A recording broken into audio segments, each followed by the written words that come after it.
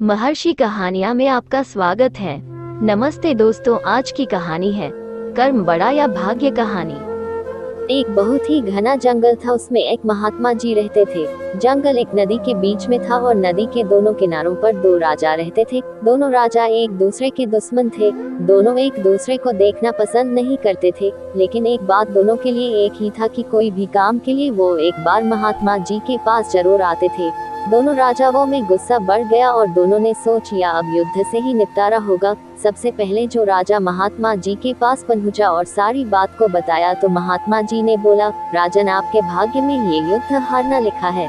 राजा बहुत ही उदास हो गया और आशीर्वाद लेकर अपने महल में आ गया और सबसे बोला, कफन बांध कर ही निकलो, जो होगा देखा जाएगा, या तो मर जाएंगे या मार कर आएंगे। दूसरी तरफ दूसरा राजा आया और बोला, महात्मा जी मेरा क्या होगा। महात्मा जी ने मुस्कुरा कर बोला, राजन, ये युद्ध जीतना आपके भाग्य में लिखा है। राजा बहुत ही खुश हो गया और अपने राज्य में आकर सबको ये बात बता दिया।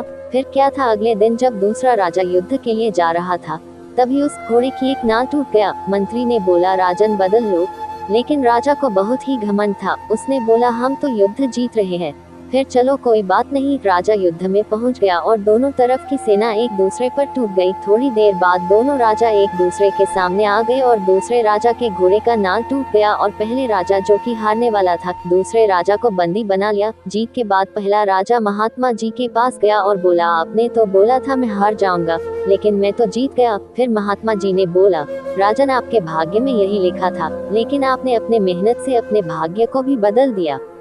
इस कहानी से हम लोगों को यही सीख मिलता है कि भाग्य भी उनके साथ होती है जो लोग मेहनत से काम करते हैं।